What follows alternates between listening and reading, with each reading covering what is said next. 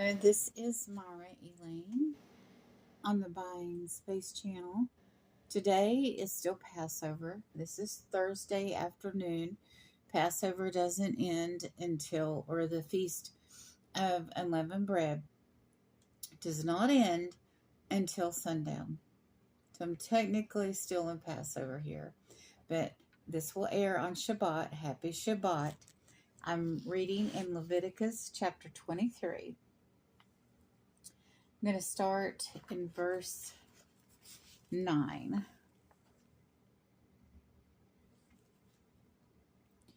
And the Lord spake unto Moses, saying, Speak unto the children of Israel, and say unto them, When ye shall have come unto the land which I give unto you, and reap the harvest thereof, thou shalt bring an omer full of your first harvest to the priest. And he shall wave the omer before the Lord, that it may be favorably received for you. On the morrow after the holy day shall the priest wave it. So the tomorrow of the holy day, which is the Sabbath, ye shall wave it. And ye shall offer on that day, when the wave of the omer, a male sheep without blemish, of the first year of the burnt offering unto the Lord. And the meal offering thereof shall be 2/10 parts of the fine flour mingled with oil, as an offering made by the fire unto the Lord, for a sweet savor, with its drink offering of wine, the 4th part of a hin, and neither bread nor parched corn nor green ears shall ye eat until the selfsame day, until ye have brought the offering of your God. It shall be a statute forever throughout your generations in all of your dwellings.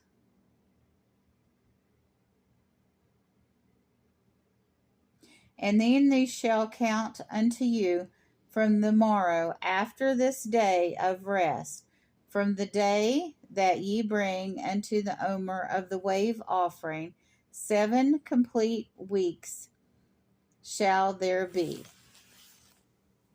7 weeks. So an omer is 2 things. It is a weight of measurement, and also the time between Passover and Shavuot, the Feast of Unleavened Bread, to the Feast of Tents, or Tabernacles. There's 49 days, and then you count the day of, it's 50 days. So if you look in the New Testament, Christ was crucified on the Passover, and the Holy Spirit came on Pentateuch, which was Shavuot, which was the Festival of Weeks, which was why people were in Jerusalem when the Holy Spirit descended. So that's why it's called the Pentateuch. Pentecost. That's why it's called Pentecost. That's the Greek interpretation. And Pentecost is when Christians celebrate when the Holy Spirit came, and it's when Jews celebrate Shabbat. Now, Shabbat is the bringing of the law by Moses. Passover is leaving Egypt. The last plague that was put upon Egypt was the Passover. And the Jewish households, through instructions from Moses, put blood over the doorpost from a sacrificed lamb. And that protected their households. But the Egyptian households lost all of their firstborn. All four firstborn male children in the household, all the firstborn in their flocks, all the firstborn males were lost in the Egyptian households. But the Jewish households were passed over. And that's why they celebrate Passover. Now, Leviticus continues on with the festivals, and next week we'll go into what Shabbat is again. But during Passover this year, it started April 1st, and then the Festival of Unleavened Bread started the next day and goes for 7 days. Now, this wave offering is the offering of first fruits. And I thought, well, they're having Passover, they're having the Festival of Unleavened Bread. Surely they're not having first fruits. They're having first fruits in the middle of this. And remember where I said it was the day after the day of rest, which is a Sunday. Let me see where my calendar is.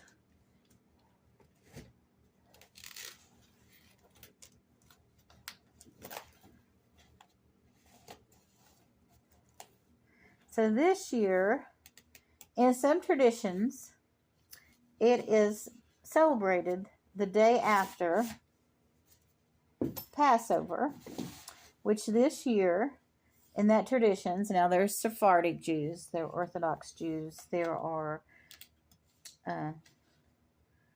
Ashkenazi Jews, and they're probably different classifications too. And I don't know where my calendar went. Let me see. Is it over here? No. I'll just have to verbally tell you, and I'll mark it on my calendar maybe next week. But the festival of the first fruits, or the first fruit offering, is offered the day after Passover starts, or the day of the first day of the Feast of Unleavened Bread. Or it's the next Sunday. Now, you're thinking, Myra, the Sabbath for them is on Saturday. But this verse that I just read twice, let me see if I can find it again.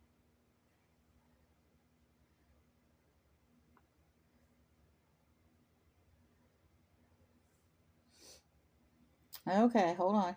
When I'm looking for something, that's when I can't find it.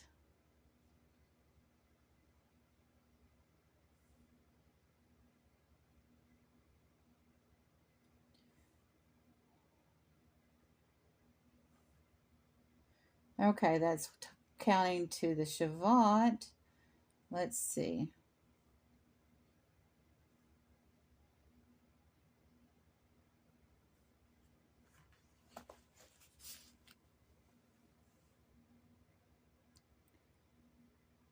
Okay, here it is in 11.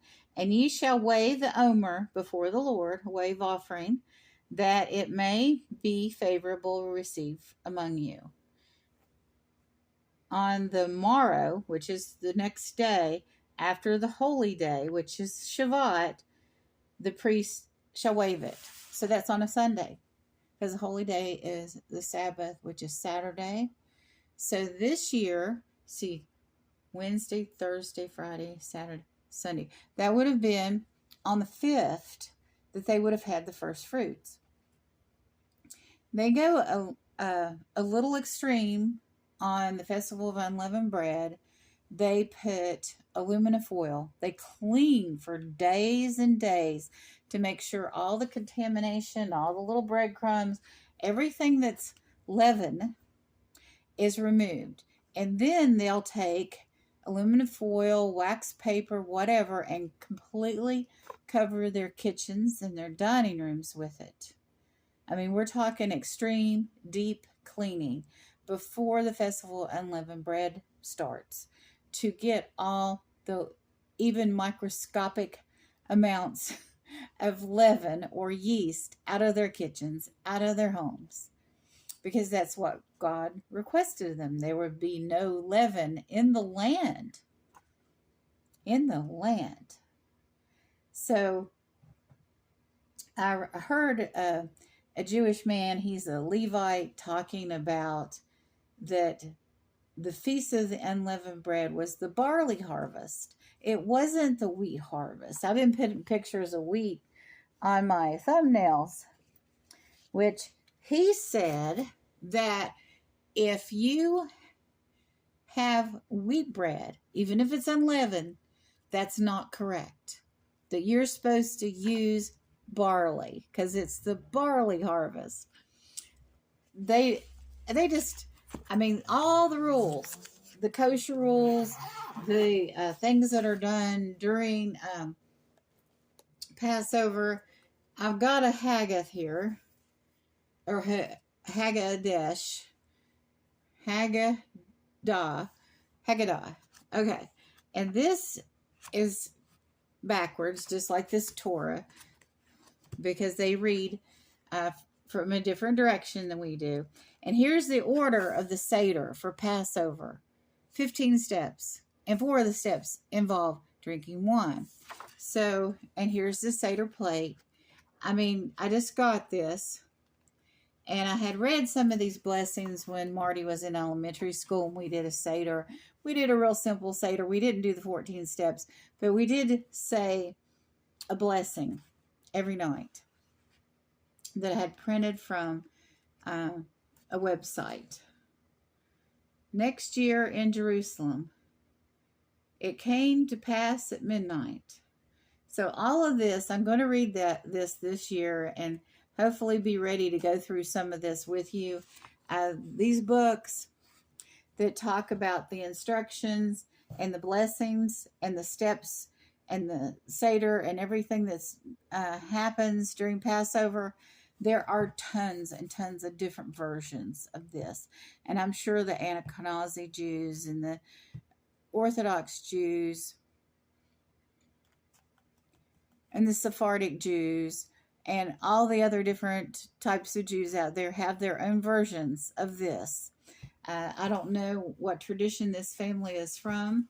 This is from the Kolber family edition. So, your own family could even take parts of this ceremony and summarize it, how they do it. And, each family might have a little bit different way of doing things with all of this. And I think that's wonderful. I think family traditions are important.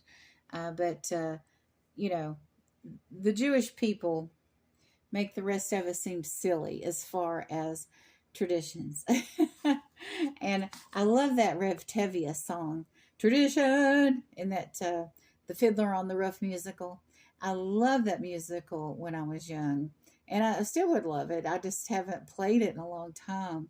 But Rev Tevye was a poor man, and he was Jewish, and he had to do all these traditions, and he didn't have a lot of resources, and he had 3 daughters. And if you know anything about dowries and Jewish tradition and how women are placed in the community and how they're married, you know that's a problem. But anyway, happy Passover as we conclude Passover tonight. And as I summarize this in the airing on the Sabbath, and happy Feast of Unleavened Bread, and happy First Fruits. And next week we'll move on to the Shabbat. Now the Shabbat will not be, reading will not air during the Shabbat, or Sukkot, during Sukkot. It will be on a Shabbat, but it will not be on Sukkot or the Feast of Tabernacles or the Feast of Weeks. It will be earlier than that. I might do some kind of other reading in between to make it closer, but it's 7 weeks. So I'm not going to find 7 weeks of filler. So it's going to be probably 5 weeks early. Because this Sabbat will be week 1. Next week will be week 2. And then it'll be the 3rd week. So it'll be a month ahead. But people start preparing for these major Jewish holidays that are required in Leviticus 23 and Hanukkah and Purim with the celebration of the bravery of Queen Esther, all, weeks and maybe sometimes months, just like Christians in America start preparing, even people that aren't Christian in America start preparing for Christmas months in advance.